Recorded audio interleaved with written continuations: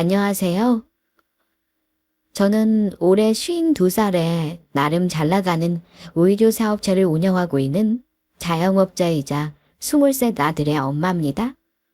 늘 다른 분들의 사연을 들으며 감정이입을 하곤 했는데 저도 큰맘 먹고 제 사연을 말씀드려보려 합니다. 다들 살면서 사연 없는 분 없으실 겁니다. 제 나이쯤 되면 한 번쯤은 인생의 고비를 겪으신 분들이 다수일 거예요. 그걸 극복하고 더 나은 삶을 사는 분도 있겠고, 가난의 구렁텅이에서 영영 헤어나오지 못하고 힘들게 살게 되는 분들도 있을 겁니다. 슬프지만 사는 게 그렇습니다. 저는 굳이 말하자면 전자에 해당하는 삶을 산 사람입니다. 젊은 나이에 남편을 여의고 혼자 생계를 책임지며 아이를 키워냈습니다. 자그마치 그 세월이 20년이 넘어요. 그러니 얼마나 많은 일이 있었겠습니까? 겨우 살만해졌나 싶었는데 얼마 전 큰 낭패를 당할 뻔한 일이 있었는데요. 다행히 화는 면했으나 저는 그 일로 눈에 보이는 것만 믿으면 절대 안 된다는 걸 배우게 되었습니다. 그야말로 인생 후반부에 모든 걸 잃을 뻔했다가 화를 면한 일이다. 아직도 그때 일을 생각하면 가슴이 두근거립니다. 정말 이런 일이 있을 수 있나 싶을 정도로 기묘한 경험을 했기에 2년의 시간이 지난 지금도 어제 일처럼 생생히 나는데요. 그 전에 과거 얘기를 먼저 해야 할 것 같습니다. 저는 26살 나이에 남편과 선을 봐서 결혼했습니다. 남편은 참 다정한 사람이었네요. 평범한 은행원으로 가정에 충실한 사람이었고요. 저는 결혼해서 바로 아이가 생기지 않아 마음고생을 좀 했더랬습니다. 시댁에서 압박을 준 건 아니지만 맏며느리인 내가 아이를 못 낳으면 어쩌나 하는 쓸데없는 걱정도 많이 했고요. 남편과 선보고 연애한 기간이 길지 않았음에도 그 사람이 저를 참 많이 좋아했어요. 아이가 좀처럼 안 들어서서 걱정할 때는 저한테 이런 말도 했습니다. 애 안 생기면 어때? 그럼 우리 둘이 평생 여행 다니고 재미나게 살면 되지. 다 하늘의 뜻이니까 너무 조급하게 생각하지는 마. 당신 나이가 창창한데 급할 거 없잖아. 그래도 나는 당신 닮은 아들도 낳고 딸도 낳고 빨리 낳아서 젊을 때 다 키워놓고 싶어. 1년만 더 기다려보고 그래도 안 들어서면 그때는 병원이라도 가보자. 병원은 무슨, 당신이나 나나 아무 문제 없어. 스트레스 받지 말고 마음을 편안하게 가져. 조급해하는 저와는 달리 남편은 늘 느긋했습니다. 제가 조바심 내면 남편은 애 없이 살아도 된다는 말을 했고요.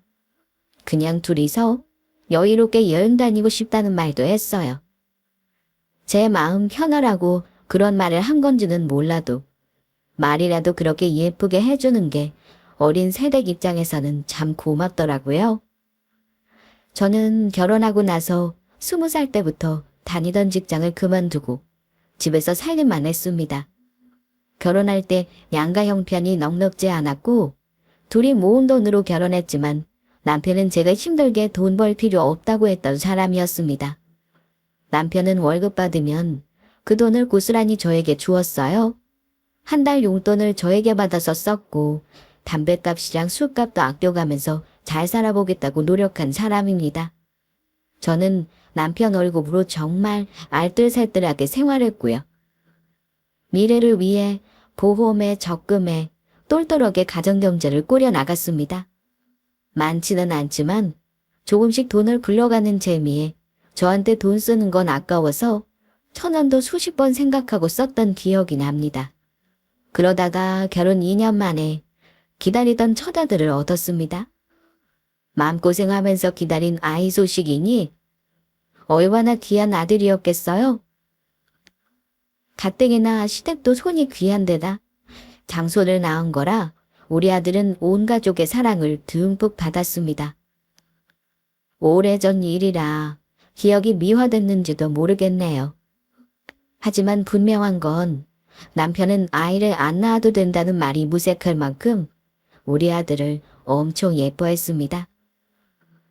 태어나자마자 아이 이름으로 적금도 들어놓고 아주 몰고 빨고 살았다고 해도 과언이 아닙니다. 여보, 당신 애 없이 살아도 된다고 했던 사람 맞아? 애 안 낳았으면 당신이 이렇게 애 좋아하는 사람인 줄도 몰랐겠어. 사람은 본디 닥쳐봐야 자기 마음을 아는 법인가 봐. 하하하하하. 나도 나 닮은 새끼가 이렇게 예쁠 줄은 몰랐어. 남편은 회사 다녀와도 저 힘들까봐 밀린 설거지에 아기 젖병을 다 씻고 소독까지 해주고는 아이 씻기고 재우는 것까지 도맡아서 했습니다. 남편은 퇴근하면 하루 종일 밀렸던 집안일도 하고 휴식을 취할 수 있었어요. 시어머니도 가까운 곳 살면서 도움을 많이 주셨습니다. 저는 아이 키우면서 제 돈으로 기저귀를 산 적이 거의 없는 것 같아요. 시어머니와 시동생이 우리 아들을 정말 금이야 오기야 귀하게 대해줬습니다. 물론 아이가 성인이 된 지금도 왕래하면서 지내고 있고요. 아이 사춘기 때와 고등학교 때 시동생의 아빠처럼 아들을 챙겨주었습니다. 저는 남편과 사는 동안 정말 행복하게 결혼 생활을 했다고 자신 있게 말할 수 있습니다. 그런데 아이 돌잔치하고 얼마 후 평범하게 살 줄만 알았던 우리 가족에게 큰 우환이 생겼습니다. 남의 일인 줄만 알았던 일이 저에게 일어날 줄은 몰랐는데요.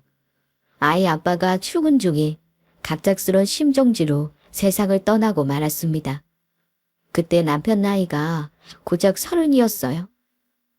황망하게 아무 준비 없이 배우자와 사별하는 일은 아마 겪은 분이 아니라면 그 심정을 모를 겁니다. 차라리 투병을 했다면 헤어질 준비라도 했을 텐데 사람이 이렇게 황망하게 죽을 수도 있는 거더군요. 저는 남편이 죽고 나서 30도 안 된 나이에 아이와 덩그러니 남겨지게 되었습니다. 시부모님이 남편같이 다정하고 진중한 아들 잃고 슬퍼하신 걸 제가 말로는 어찌 표현할 길이 없습니다. 다 커서 결혼하고 자식까지 있는 자식이 죽었는데 그 속이 어땠겠습니까? 솔직히 말씀드리면 저 역시도 그때 제정신이 아니었던 것 같습니다. 남편의 장례를 치르기까지 모든 기억이 희미합니다. 겨우 걸음마 뗀 우리 아들이 장례식장에 오면 안 된다고 시댁 식구들이 돌아가면서 아이를 봐줬던 기억은 납니다. 정말 세상이 무너진다는 게 이런 기분인가 싶더군요. 남편이 그렇게 세상 떠나고 나서 뒷수습하느라 한동안은 바쁘게 지냈던 것 같습니다. 보험금이며 남편 계좌며 대출금 정리 등등 현실적인 문제를 처리하느라 남편을 충분히 애도하는 시간도 가지지 못했던 것 같습니다. 모든 게 정리되고 난 다음에야 슬픔이 한꺼번에 밀려오더니 남편과 같이 사는 집에서 도저히 못 살 것 같은 기분이 들었습니다. 매일 얼굴 보고 살던 다정한 남편이 갑자기 없어진다고 생각해 보세요. 겨우 돌진한 아이를 볼 때마다 눈물이 나왔습니다. 남편이 너무 그리워서 자기 전에는 가끔 꿈에 나타나서 인사라도 해달라고 기도한 적도 많았어요. 하지만 남편은 참 야속하게도 제 꿈속에서조차 한 번도 나타나 주지를 않았습니다. 시간은 무정하게 흘러가고 남겨진 사람들은 어떻게든 현실을 살아야 하는 게 참 슬펐습니다. 저는 아이와 친정 부모님에 얹혀 같이 살 만한 상황이 아니었습니다.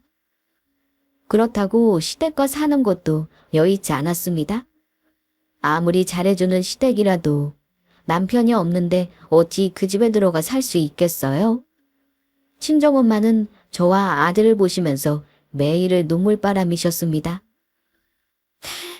30도 안 된 나이엔 청산가부가 웬 말이니? 우리 규영이가 아빠 얼굴도 모르고 자라는데 너무 마음이 아프구나. 아들을 여자 혼자 키우는 거 쉽지 않을 텐데 어쩜 좋으냐. 엄마도 참, 나 충분히 할 수 있어요. 이게 내 팔자인 걸 어쩌겠어요? 살다 보면 자식 때문에 또 웃을 날 오겠지. 너 여자 혼자 애 키우는 게 아직 뭔지 몰라서 그런 소리 하는 거다. 김서방이 재산을 남겨놓은 것도 아니고 너 혼자 힘들어서 어쩌냔 말이야. 차마 이제 막 남편을 잃은 딸에게 새 출발하라는 말은 목구멍으로 넘어오지 않으셨을 겁니다. 그래도 혼자서라도 애 잘 키워보겠다는 딸을 엄마가 많이 도와주려고 하셨기에 지금은 돌아가신 엄마 생각을 하면 효도 한번 제대로 한 적이 없는 것 같아서 마음이 아프기만 합니다. 어쨌든 남아있는 저는 주어진 삶을 살아야 했습니다. 저는 남편과 살던 전셋집 보증금을 빼서 대출을 갚고 대출 없이 살 수 있는 방 2칸 다세대 주택에서 싱글맘으로 새로운 삶을 시작하게 되었습니다. 시댁과 친족 모두 가까운 거리로 언제든 아이를 봐주실 수 있었고 제가 남편 죽은 후 바로 직장을 구해 다니게 되면서 친정엄마가 거의 아들을 도맡아서 길러주셨습니다. 시어머니는 집에서 노는 분이 아니셨어요. 동네에서 분식집을 운영하셨는데 일하시면서도 저를 많이 챙겨주셨습니다. 저는 어머니가 오라는 말 안 해도 주말이면 어머니 식당 일을 시시때때로 돕기도 했고요. 어깨 너머로 음식하는 법도 그때 많이 배웠습니다. 어머니는 처음에는 자주 시댁에 오는 거에 대해 별다른 말씀을 안 하셨어요. 남편이 죽었다지만 그 집 귀한 장손이 내 아들인데 당연히 손주는 보고 사셔야 하는 거잖아요. 근데 어머니가 아이 유치원 갈 때쯤엔가 저한테 이러시는 겁니다. 너도 이제는 새 삶을 살아야 하지 않겠니? 네 나이가 몇이냐? 아직 창창한 30대. 얼마든지 좋은 사람 만나려면 만날 수 있는 거잖아. 우리 규영이는 명절에만 보고 살아도 되니까 이렇게 자주 올 필요도 없다. 나는 괜찮으니까 우리 눈치 보지 말고 너 하고 싶은 대로 살아. 산 사람은 살아야 하는 거잖아. 어머니, 저더러 지금 새 출발하라는 말씀 돌려서 하시는 거예요? 죄송한데 저는 전혀 그럴 생각 없어요. 내 새끼 눈치 보게 살게 하고 싶지도 않고요. 죽은 규영 아빠가 저한테 해준 거 미안해서라도 저 재혼 같은 거 못해요. 그러니까 그런 말씀 마세요. 내가 가진 재산도 없고 먹고 살기 바빠서 해줄 것도 없는 거 알잖니. 네가 이러는 게 나는 전혀 마음이 편하지가 않아. 어머니 마음 편하라고 오는 거 아니고요. 제가 마음이 편해서 오는 거예요. 규영이가 할머니랑 삼촌을 얼마나 좋아하는데 그런 말씀을 하세요? 어머니는 제가 혼자 아등바등 사는 게 안쓰러우셨을 겁니다. 새파랗게 젊은 며느리가 옛날처럼 죽은 남편 수절하듯 시댁에 오는 것도 마음이 편하지 않으셨을 거라는 거 잘 압니다. 하지만 저는 하나뿐인 내 아들을 가족의 사랑 안에서 기르고 싶었어요. 다른 사람을 만나는데 에너지를 쏟고 싶은 마음도 없었고 괜스레 재혼 같은 거에서 내 새끼가 눈칫밥 먹고 사는 것도 싫었습니다. 저는 남편 죽고 나서 평생 다른 사람과 인연을 맺을 일은 없을 거라고 속으로 결심을 한 상태였습니다. 그러니 어머니도 저를 몇 번 설득하다가 포기하셨고 그때부터는 시어머니에게 의지 아닌 의지도 해가면서 살았습니다. 제가 남편 저 세상으로 보내고 나서 작은 회사에 취직해 직장 생활을 하긴 했지만 아이가 있다 보니 아이를 아무리 엄마가 봐주신다고 해도 여의치 않은 경우가 많았어요. 또 직장에서는 그때만 해도 애 딸린 여자가 사회생활을 한다는 게 쉽지가 않았습니다. 물론 친정엄마와 시어머니가 같이 아이를 봐주시긴 했어도 엄마인 제가 해야 할 일은 따로 있었으니까요. 하지만 정작 제가 가장 힘들었던 건 아이를 키우는 것도 일하는 거에 비해 적게 받는 월급도 아니었습니다.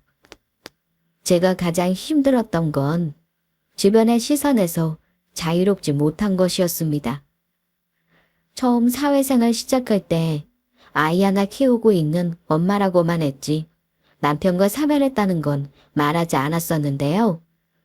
오래 지내다 보니 친한 몇몇에게는 개인적인 가정사를 오픈해야 할 일이 생기기도 하잖아요. 그런데 제가 싱글맘이라는 것이 소문이 났는지 그 후로 유부남이건 애가 없는 노총각이건 저를 우습게 알고 귀찮게 들이대는 인간이 많았습니다. 그 비참한 기분을 혹시 이해하시려나 모르겠네요. 사람 많은 곳에 소문이라는 것은 참 무서운 법입니다. 저는 아무것도 하지 않았는데 나중에 제 귀에 엉뚱한 소리가 들리는 일도 있었습니다. 박 주임이 김 과장한테 꼬리를 쳤다며 라든가 회식 자리에서 남직원과 뒤늦게 둘이서만 사라졌다며 라는 등의 어이없는 루머들이 제 귀에 들려오는 일도 있었습니다. 아무래도 젊은 여자가 혼자 있다 보니까 제가 남자 증오가 마주보고 웃기만 해도 이상하게 보는 사람들이 많았던 것 같아요. 실제로 저를 쉽게 알고 만나보자며 들이대는 유부남도 있었고 나이 많은 총각도 있었고 별놈이 다 있었습니다. 내가 아무리 가진 게 없고 아이까지 딸린 여자라고 해도 남편이 없다는 이유만으로 쉽게 찔러볼 수 있는 여자로 생각을 하더라고요. 그래서 다니던 직장을 큰맘 먹고 때려치워 버렸습니다. 아무 준비 없이 때려치운 건 아니에요. 퇴사 결심하고 1년 전부터 줄곧 내 사업을 해야겠다 고민하고 있었습니다.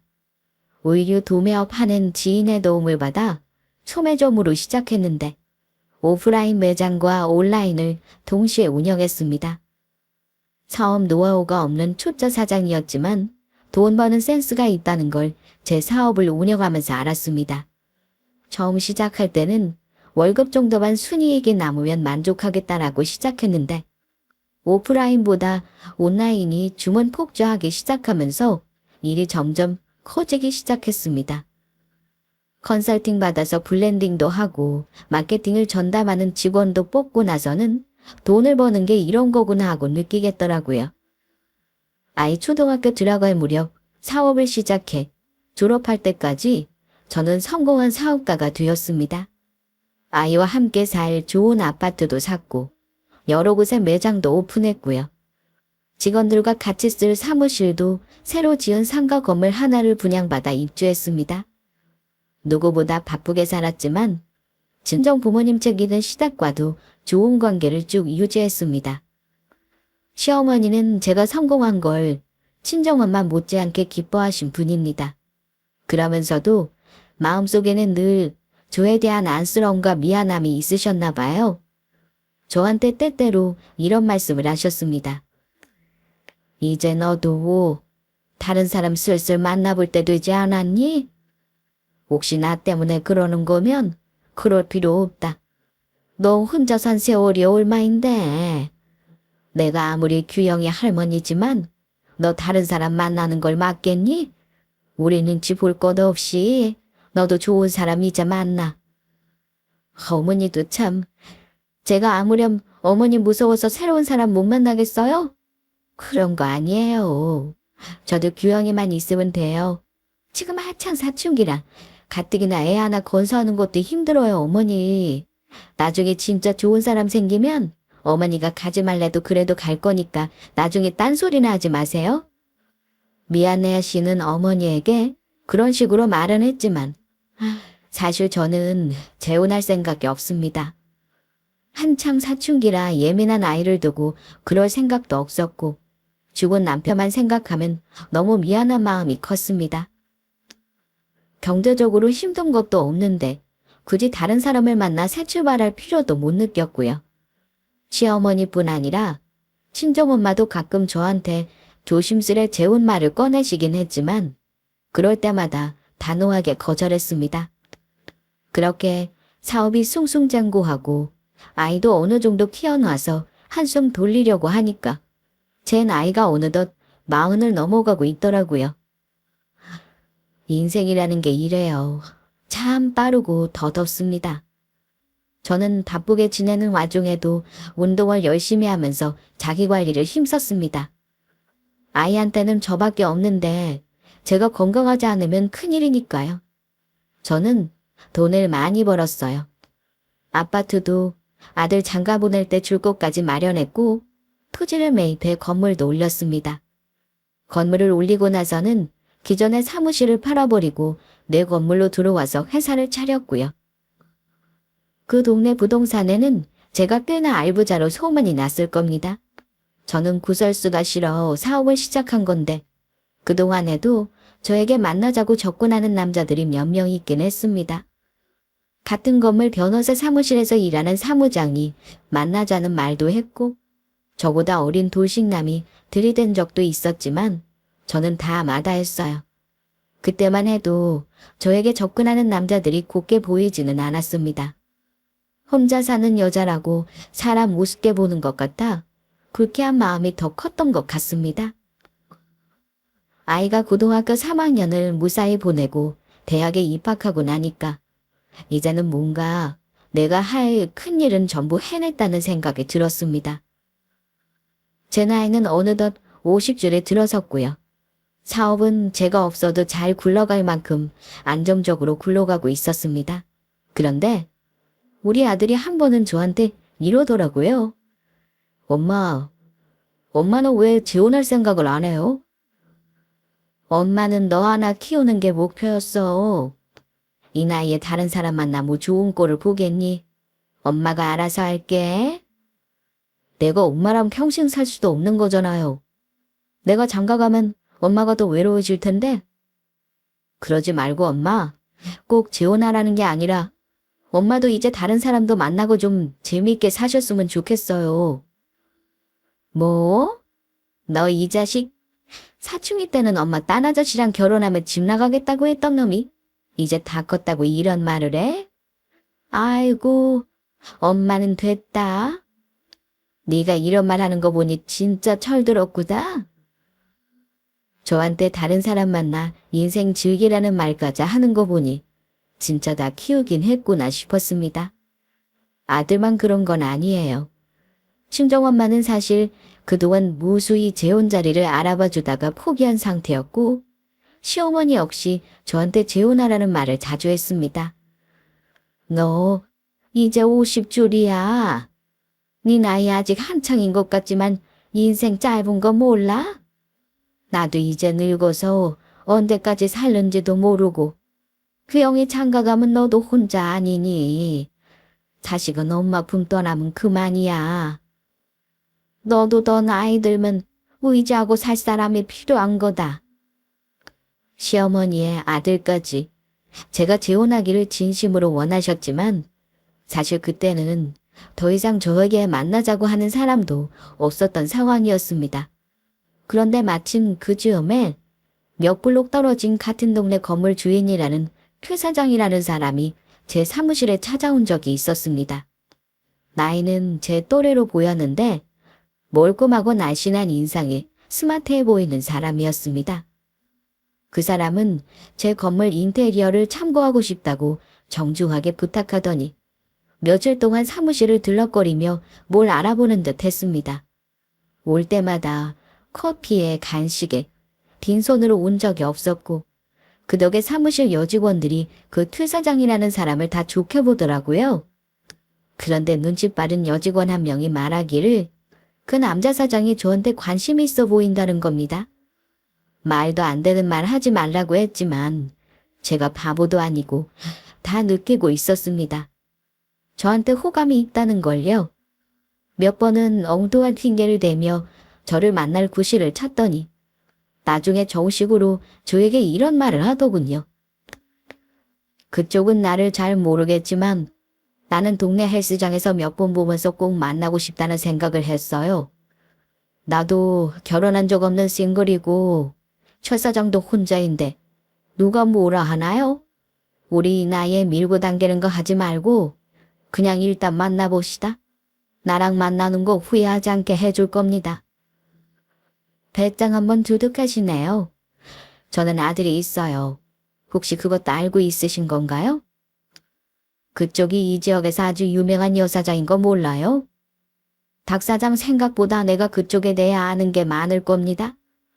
나도 돈이라면 있을 만큼 있는 사람이에요. 나는 내 돈 보고 접근하는 젊은 여자들보다 박 사장님이 훨씬 멋있고 능력 있다고 생각하는 사람입니다. 다른 거 생각하지 말고 본인 행복만 생각하면 나를 안 만날 이유가 없을 거예요. 그 사람은 제가 시간을 주겠다면서 접근했고 기다리겠다 하더군요. 제가 미지근한 반응을 보였음에도 그 사람은 저에게 참 끈질긴 구애를 했습니다. 퇴근할 무렵 무작정 기다리더니 데이트를 가자는 일도 있었고요. 몇 달 저에게 공들이는 게 느껴져서 저도 더 튕기지 않고 한번 만나볼까 싶은 생각이 들었습니다. 제가 오케이 하고부터는 그 사람이 아주 적극적으로 저에게 다가왔습니다. 사는 곳도 지척이라 거의 매일 만나다시피 한 것 같네요. 때때로 저를 자기 건물 앞으로 데려가 재혼하면 그 건물을 내 걸로 해주겠다는 말을 하기도 했습니다. 그럼 저는 이렇게 말하곤 했죠. 나도 돈이라면 벌 만큼 벌었어요. 이 나이에 재혼한다고 해도 나는 남편하고 재산 공유할 생각은 없네요. 그래도 부부가 되면 공동재산으로 관리를 하는 게 맞지. 내 돈은 당신 돈이고 당신 돈도 내 돈이고 뭐 이런 거 아닌가? 그런 게 어딨어요. 저는 당신 돈에는 추후도 관심 없어요. 애초에 돈 보고 사귄 것도 아니고요. 그럼 이상하게도 그 남자 얼굴이 굳어지곤 했었는데요. 저는 그게 서운해서 그런 줄 알았습니다. 어쨌든 그렇게 1년가량을 만나고 그 사람이 그러더라고요. 우리 이제 서로 알 만큼 알았으니 재혼하는 게 어떻겠어? 나는 당신한테 숨기는 거 하나 없이 내 모든 걸 다 알려준 거 알지? 거창하게 재혼할 거 없이 우리 가족들이랑 식사나 한번 하고 조용히 새 출발 한번 해봅시다. 언젠가는 재혼하자는 말을 할 거라는 걸 짐작은 하고 있었지만 저도 많은 생각이 들더라고요. 좋은 남편을 생각하면 아직도 미안한 마음이 들었고 힘들게 살아온 지난 일들이 주마등처럼 스쳐 지나가면서 마음이 복잡했습니다. 고민 끝에 아들에게 사실을 털어놓았는데요. 우리 아들은 재혼을 적극적으로 찬성했습니다. 물론 그동안 몇 번 식사도 같이 해서 친분도 어느 정도 쌓은 상태였고요. 내 인생이긴 해도 저는 아들의 의견이 가장 중요했습니다. 그래서 아들이 좋아하는 거 보고 재혼을 결심했습니다. 재혼하겠다는 뜻을 알리자 그 사람도 아주 기뻐했고요. 늦은 나이에 떠들썩하게 결혼식 같은 거 하지 말고 식당에서 가족들만 모시고 식사하며 재혼을 축하하기로 했습니다. 그렇게 날짜를 잡고 살림을 합치기 위해 본격적으로 재혼 준비를 하기 시작했는데요. 저는 아들과 같이 사는 제 아파트로 그 사람이 들어오는 것보다 혼자 사는 그 사람 건물에 제가 들어가기를 원했습니다. 그런데 그 사람이 강력하게 반대를 하더라고요. 가족이 되려면 얼굴 보고 살아야 되는 거야. 당신 아들이 성인이라지만 친해질 시간이 필요한 거 아니겠소? 나중에라면 몰라도 당분간은 우리 다 같이 살면서 친해져 보자고. 하하하하하. 이런 말을 하길래 그 말도 일리가 있다고 생각했습니다. 저는 흔쾌히 제 집에서 살림 합치는 걸 승낙했고요. 그리고 이런저런 준비로 바쁜 나날을 보내고 있었습니다. 그리고 가족들 간의 식사를 일주일쯤 남겨놓은 날이었는데요. 여느 때와 다름없는 날이었는데 그날 기묘한 경험을 했습니다. 저는 워낙 바쁘게 사는 게 일상이라 노움은 바로 골아떨어지고 꿈 한 번을 꾼 적이 없이 살았습니다. 잠을 자다가 울면서 새벽에 깨어 한참을 아무것도 못하고 결국 아침이 되도록 잠을 이루지 못한 일이 있었습니다. 원래 꿈은 깨고 나면 생각이 잘 안 난다잖아요. 그런데 잠에서 깼는데 꿈이 너무나 생생한 겁니다. 심지어 제가 눈물까지 흘리고 있었고요. 그날 꾼 꿈은 이랬습니다. 꿈속에서 저는 예전에 남편이 생전 살던 집에 있었어요. 그때 쓰던 살림살이가 너무도 생생하게 눈앞에 보였고 냄새까지 느껴질 정도였습니다. 이상한 기분이 들면서 주변을 천천히 둘러보고 있을 때 갑자기 초인종 소리가 나는 겁니다. 근데 정말 신기하게도 그게 죽은 전 남편인 것 같다는 느낌이 들었어요. 저는 누구세요? 라는 말도 없이 현관문을 열었는데 역시나 눈앞에는 죽은 전 남편이 생전 모습 그대로, 심지어 입던 양복을 그대로 입고 나타나서는 저를 보면서 슬프게 웃는 겁니다. 아, 여보, 나왔어. 오랜만이라는 말도 없이 마치 퇴근하는 사람처럼 제게 인사를 하고서는 집으로 들어와 제 손을 잡더라고요. 저는 꿈속이라는 걸 느끼면서도 그때부터 눈물을 흘렸던 것 같습니다. 저는 남편에게 원망 섞인 말을 했습니다. 당신, 어쩜 그럴 수가 있어? 나랑 우리 규영이 그렇게 두고 가고 한 번도 내 꿈에 나타나지도 않더니 지금에서야 왜 나타난 건데? 그러자 저를 꼭 안아주더라고요. 아마 미안하다는 말을 몇 번이고 했던 것 같습니다. 그런데 남편이 제게 이런 말을 하더라고요. 여보, 비영 엄마, 절대 사람을 함부로 믿지 말어. 그 남자는 절대 안 돼. 당신 꼭 그놈이 다 빼앗고 말 거야. 내 말 명심해. 머리 흰 그놈은 절대 안 돼. 제가 무슨 말인지 자세히 물으려고 고개를 든 그때 호련히 남편은 사라졌고 저는 잠에서 깨어났습니다. 꿈에서 깨어났지만 전 남편을 향한 그리움은 언제나 마음속에 있었던 건지 눈물을 참을 수 없었고 남편이 꿈에 나타난 이유가 있을 거라는 생각이 들었습니다. 너무나 생생하게 재혼을 마니는 목소리가 기억에 남았던 저는 찝찝한 기분을 없애기 힘들었습니다. 앉아서 몇 시간을 생각하다가 아무래도 재혼하기로 한 그 사람에 대해 더 알아봐야겠다 싶은 생각이 강렬하게 들었습니다. 그래서 날이 밝아 출근하자마자 저는 그 사람 건물로 찾아가 봤습니다. 생각해보니 교제하는 동안 그 사람 사는 곳에 가본 적이 없다는 것도 이상했어요. 마침 건물 1층에 부동산이 있길래 망설임 없이 들어가서 물었습니다. 사장님, 저 옆 동네 현대플라자 건물주인데요. 뭐 좀 물어볼 게 있어서 왔어요. 혹시 이 건물 주인이 태동민 씨 맞나요? 그분이 건물 꼭대기 사는 거 맞죠? 제가 결혼할 사람인데 뭘 좀 확인하려고 왔어요. 그랬더니 부동산 주인이 고개를 갸웃거리며 태동민 씨요. 그냥 많이 여기 사는 건 맞는데 건물주라니. 그 사람 건물주가 아니라 여기 치에 새들어 사는 사람인데요.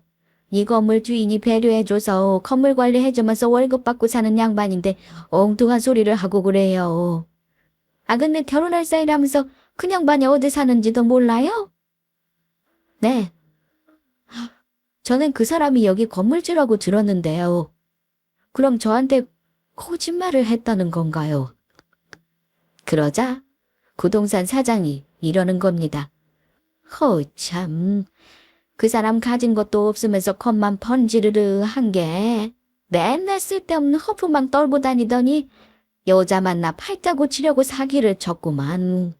돈 없는 거 알고 만났다면 모를까. 지금 그 인간 정체 안 거면 당장 만나는 거 그만두셔야겠구만요. 저는 부동산 주인에게 좀 더 그 인간에 대한 정보를 캐보았습니다. 얘기를 듣고 나니까 알겠더군요. 그 인간이 부동산 주인과 안면 두고 지내면서 이 동네 건물주들이며 알부자가 누군지 전부 파악하고 있었다는 걸 말입니다. 그 인간은 제 돈을 보고 접근한 겁니다. 게다가 남편 없는 과부였으니 빈틈을 파고들기 좋겠다 싶었겠죠. 그 인간의 거짓말을 알고 나서 더 망설일 것도 없었습니다. 저는 가족 모임을 전부 취소했어요. 그리고 그 인간에게 연락해 건물 앞에서 보자고 했습니다. 얼마 후 헐레벌떡 단장도 못한 모습으로 그 인간이 나타나더군요. 그 사람 보자마자 재혼 취소하자고 통보했습니다. 우리 재혼은 취소해요. 이유는 당신이 더 잘 알죠. 언제까지나 속일 수 있을 거라 생각했어요. 어떻게든 부부연 맺으면 내 재산 가질 수 있을 거라 착각했나 본데 미안하지만 그런 일은 없을 거네요. 당장 경찰에 사기죄를 신고하고 싶은 거 참는 중이니까 다시는 내 눈앞에 나타나지 말아요. 저는 그 사람이 싹싹 빌면서 저에게 매달릴 줄 알았는데요. 사기꾼이 본 모습이 드러나면 얼마나 뻔뻔한 줄 아시나요? 내가 이 건물 주인이 아니라고 해서 달라질 게 뭐 있나? 그쪽은 그래봤자 50 먹은 아줌마고 나 아니었으면 좋다고 할 남자도 없을걸? 나랑 같이 살면서 남자한테 사랑받는 게 뭔지도 알고 당신 재산도 나 좀 나눠주고 이렇게 서로 돕고 사면 얼마나 좋아? 그러지 말고 다시 한번 생각해봐. 나는 그쪽을 아주 많이 좋아한다니까? 저런 생양아치 같은 모습을 모르고 1년 가까이 만난 저도 참 기가 막히고 재혼했다면 큰일 났겠다 싶어 아찔하더군요. 결국은 당신이 노린 건 내 돈이었구만. 역시 나이 먹은 남자는 전부 눈구렁이가 많네. 그동안 나한테 돈 쓰게 한 것 죄다 갚을 생각이나 하지 그래. 내가 그쪽 사정 생각해서 고소는 안 하려고 했는데 도저히 안 되겠어. 저는 조용히 재혼 취소하고 내 앞에 그놈이 안 나타나기만 하면 그만이라 생각했습니다만 그냥 넘어가면 그 인간 다른 사람한테도 사기치겠다 싶더군요. 그래서 아들과 함께 그 인간을 경찰서에 고소했습니다. 다행히 저에게 큰돈을 뜯어간 적은 없지만 그동안 급하게 필요하다면서 수시로 몇십만 원을 가져간 게 합치면 거의 몇백만 원 되는 돈이었습니다. 그동안 저에게 은근슬쩍 사달라고 한 옷이며 신발이며 이체 내역을 포함해 증거 문자를 전부 경찰서에 제출했어요. 그런데 경찰서에서 형사님이 제 고소장을 보시더니 그 사람 이름과 생년을 보고 기가 막혀 하는 겁니다. 알고 보니 그 인간 이미 사기죄로 몇 번 고소당해 감방도 갔다 온 전과가 있는 사람이었습니다. 그러면서 저한테 이러더군요. 사모님, 정말 다행인 줄 아셔야겠네요. 이 사람 이런 전과 있는 줄도 모르고 결혼했으면 정말 재산 다 털리실 뻔했어요. 원래 사기꾼이 맘먹고 사기치면 나라님도 속이는 법입니다.